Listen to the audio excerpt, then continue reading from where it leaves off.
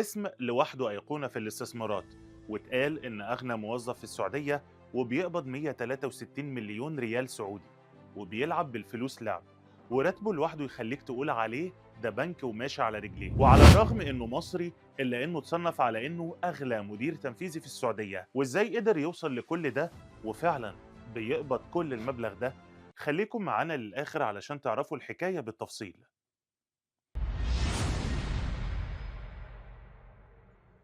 محمد جلال واحد من أهم وأقوى الرؤساء التنفيذيين في المنطقة كلها، اتخرج من حاسبات. بعد التخرج محمد دور على أكتر من فرصة عمل، بدأ من الصفر زيه زي أي محاسب عادي، تنقل بين المبيعات والتسويق والتخطيط الاستراتيجي والقطاع المصرفي، ومع الوقت حقق نجاحات كتير لحد ما بقى المدير التنفيذي لعدد كبير من الشركات المهمة في مصر. بس النقلة الحقيقية في حياته حصلت لما قرر يطلع بره مصر ويخوض تجربة أكبر في السوق السعودي، وهنا بدأ يظهر الفرق بجد. وده علشان محمد جلال مش بس بيشتغل، ده بيغير شكل المكان اللي بيشتغل فيه. مع الوقت بقى هو محمد جلال فهمي الرئيس التنفيذي والعضو المنتدب لشركة إكسترا في السعودية، واحدة من أكبر شركات بيع الإلكترونيات في السعودية. الشركة دي كانت موجودة وناجحة، بس محمد جلال الموضوع بقى مختلف معاه. محمد بدأ يدخل أفكار جديدة ويغير طريقة البيع التقليدية، ومن أهم الحاجات اللي عملها إنه سهل نظام التقسيط بشكل كبير. يعني بدل التعقيد والإجراءات الكتير بقى في نظام أسهل يخلي العميل يشتري بسرعة، وفي نفس الوقت الشركة بتدرس العميل كويس وتاخد منه معلومات كافية عشان تضمن حقها. ده على حسب كلامه في برودكاست ثمانية. الفكرة دي عملت طفرة ضخمة في المبيعات وخلت عدد كبير من الناس يقبلوا على الشراء، وده انعكس بشكل كبير على أرباح الشركة اللي زادت بشكل واضح. مش بس كده، كمان بدأ يهتم بالعروض بشكل مختلف، وبقى بيتم التحضير للعروض قبلها بسنة كاملة بسبب حجم الطلب الكبير.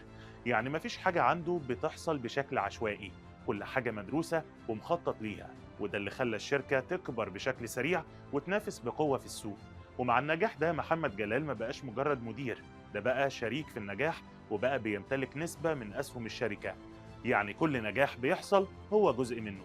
في 2022 كان في صدارة قائمة أعلى الرؤساء التنفيذيين وكبار المسؤولين التنفيذيين في الشركات المدرجة في سوق الأسهم السعودي من حيث الرواتب والمكافآت والبدلات والأسهم، بإجمالي 136.1 مليون ريال. وساعتها اتصدر الترند. أصل أنت متخيل الرقم؟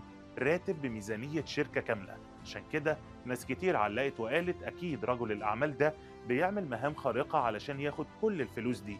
بس الحقيقة إن محمد طلع بنفسه وفسر الأرقام اللي اتقالت عنه، وقال إن الرقم ده مش مرتب ثابت، دي أرباح أسهم ومكافآت ومتقسم مع شركاء، وكمان كان مجموع 3 سنين، وده على حسب موقع العربية.